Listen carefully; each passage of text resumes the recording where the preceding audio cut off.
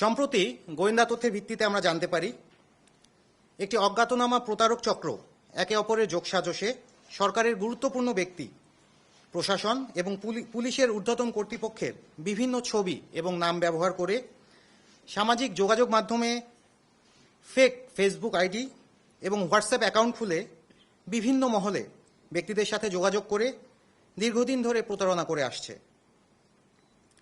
আজকে আমাদের ধৃত আসামি মোহাম্মদ কামরুল হাসান হিমেল মাননীয় প্রধানমন্ত্রীর সহকারী একান্ত সচিব এর ছবি সংবলিত ফেক ফেসবুক আইডি ব্যবহার করে এবং সরকারের বিভিন্ন উচ্চপদস্থ কর্মকর্তার পরিচয়ে ফেসবুকে পোস্ট দিয়ে জনসাধারণকে বিভ্রান্তি সহ নানাবিধ প্রতারণা করে বিভিন্ন ব্যক্তিদের কাছ থেকে অনৈতিক সুবিধা এবং অবৈধ তদবির করে আসছে।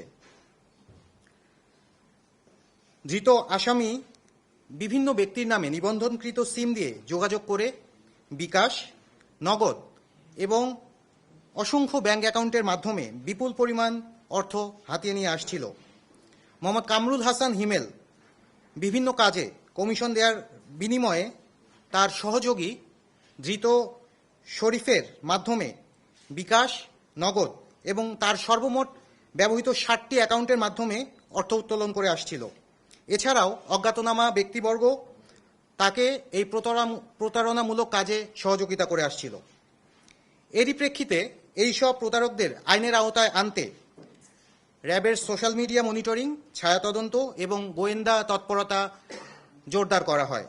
এরই ভিত্তিতে র্যাব ৯ সিলেটের একটি চৌকস আভিযানিক দল গত ২ এপ্রিল ২০২৬ তারিখে আনুমানিক রাত ১১টার দিকে সিলেট মহানগরীর কোতোয়ালি থানাধীন কাজীটুলা এলাকায় অভিযান পরিচালনা করে মাননীয় প্রধানমন্ত্রীর সহকারী একান্ত সচিব এর পরিচয়ে বিভিন্ন ব্যক্তির কাছ থেকে প্রতারণামূলকভাবে বিপুল অর্থ হাতিয়ে নেওয়া চক্রের মূল হোতা মোহাম্মদ কামরুল হাসান হিমেল, পিতা মোহাম্মদ আনহার হোসেন, থানা কুলাউড়া, জেলা মৌলভীবাজার, তাকে 4টি মোবাইল সহ এবং মোবাইলে যথেষ্ট পরিমাণে প্রতারণার আলামত সহ এবং তার সহযোগী শরীফ আহমেদ, পিতা মোহাম্মদ আব্দুল বারেক, থানা জৈন্তাপুর, জেলা সিলেট, তাকে গ্রেফতার করা হয় এবং তার নিকট থেকে 2টি মোবাইল ফোন এবং বিভিন্ন ব্যাংকের 60টি চেক জব্দ করা হয়। ধৃত কামরুল হাসানকে প্রাথমিক জিজ্ঞাসাবাদে জানা যায় সে দীর্ঘদিন যাবৎ তার পরিবার থেকে বিচ্ছিন্ন, তার পিতামাতা এবং ভাই বোনের থেকে সে বিচ্ছিন্ন। সে সিলেট মহানগরীতে একটি নিজস্ব ভাড়া বাসা করে সে একা সেখানে বসবাস করত এবং সে বিভিন্ন মাধ্যমে হোয়াটসঅ্যাপ অ্যাকাউন্ট খুলে মাননীয় প্রধানমন্ত্রীর সহকারী একান্ত সচিবের ছবি ব্যবহার করে এবং সরকারের বিভিন্ন উচ্চপদস্থ কর্মকর্তার সাথে যোগাযোগ করে আসছিল এবং তাদেরকে সাধারণ জনগণের পক্ষ থেকে বিভিন্ন ধরনের গণপূর্ত কাজ বা সড়কের কাজ বা বদলি, পদোন্নতি সহ এবং উচ্চপদস্থ কর্মকর্তাদের সাথে দেখা করে দেওয়ার প্রলোভনে সাধারণ জনগণের কাছ থেকে সে প্রতারণার মাধ্যমে বিপুল পরিমাণে অর্থ আদায় করে নিত। সে সরাসরি কোনো নাম্বারে কথা না বলে যোগাযোগের ক্ষেত্রে অন্য ব্যক্তির জাতীয় পরিচয়পত্রের মাধ্যমে নিবন্ধিত সিমের মাধ্যমে সে হোয়াটসঅ্যাপ অ্যাকাউন্ট সহ বিভিন্ন সোশ্যাল মিডিয়ার অ্যাকাউন্ট সে চালু করত এবং ব্যবহার করত এবং এই ধরনের কাজ যখন সে সফলভাবে বিভিন্ন ব্যক্তিবর্গের কাছ থেকে অর্থ আদায় করত, তার একটা নির্দিষ্ট কমিশন সে তার ধৃত যে সহকারী আছে শরীফ তার সাথে সে শেয়ার করত। তার নিকট থেকে জব্দকৃত যে আলামতগুলো আমরা পেয়েছি, টোটাল মূল হোতার কাছ থেকে 4টি মোবাইল ফোন এবং সহযোগীর কাছ থেকে 2টি মোবাইল ফোন। এই মোবাইল ফোনের যে সামাজিক যোগাযোগ মাধ্যমের যে অ্যাকাউন্টগুলো রয়েছে এবং মেসেঞ্জার বা বিভিন্ন কথোপকথনের মাধ্যমে আমরা যথেষ্ট পরিমাণ আলামত পেয়েছি টাকা আদান প্রদান এবং বিভিন্ন লোককে প্রতারণা করার। এবং অতি সম্প্রতি আমাদের মাননীয় প্রধানমন্ত্রীর সহকারী একান্ত সচিব তার ছবি সংবলিত যে ফেসবুক অ্যাকাউন্ট সেটাও আমরা পেয়েছি এবং তার মাধ্যমে বিভিন্ন জনগণের সাথে সে নানা রকমের তদবির এবং বিভিন্ন কাজের জন্য সুপারিশ করে আসছিল এবং চাপ প্রয়োগ করত সে রাষ্ট্রীয় যে উচ্চপদস্থ কর্মকর্তা রয়েছে বিভিন্ন পর্যায়ে।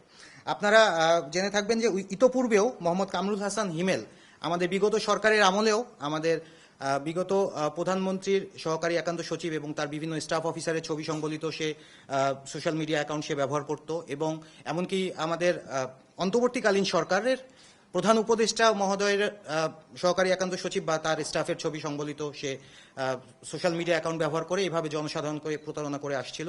সে অত্যন্ত চালাক এবং ধূর্ত শ্রেণীর, এবং সে, আমি আগেই বলেছি, সে পরিবার থেকে বিচ্ছিন্ন, এবং সে অতি সম্প্রতি সে বিদেশে যাওয়ারও একটা পায়তারা করে আসছিল আর কি। এই আমাদের ধৃত যে মূল হোতা কামরুল হাসান হিমেল, তার নামে ইতোপূর্বে 2021 সালেও মামলা রুজু হয়েছিল, এবং ঢাকা জেলার সাভার থানায় তার নামে 2টি মামলা রয়েছে। এবং আজকে আমাদের ধৃত যে 2 জন আসামি, তাদের ব্যাপারে আমাদের পরবর্তী আইনগত প্রক্রিয়া এটা চলমান। তার বিরুদ্ধে একটি মামলা রুজু করা হবে এসএমপির কোতোয়ালি থানায়।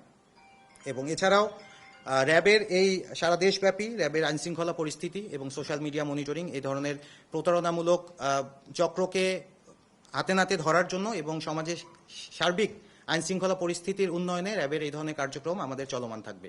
টাকার পরিমাণ আমরা এখন পর্যন্ত আনুমানিক 50 লক্ষ টাকার বেশি আমরা এটা জানতে পেরেছি, এবং প্রাথমিক জিজ্ঞাসাবাদে এটা উঠে এসেছে। এটা তদন্ত সাপেক্ষ বিষয়, মামলা হওয়ার পরে তদন্ত সাপেক্ষে এটা হয়তো বা অ্যাকচুয়াল অ্যামাউন্টটা আমরা জানতে পারবো। এখন স্থিতি তার প্রাথমিক জিজ্ঞাসাবাদে তার ব্যাংকে স্থিতি আছে 30,000 টাকা। সে একাকী জীবনযাপন করে, এবং সে এই টাকাটা তো বিভিন্ন ব্যক্তিবর্গের কাছ থেকে একটা খুচরা ভাগে আসে আর কি।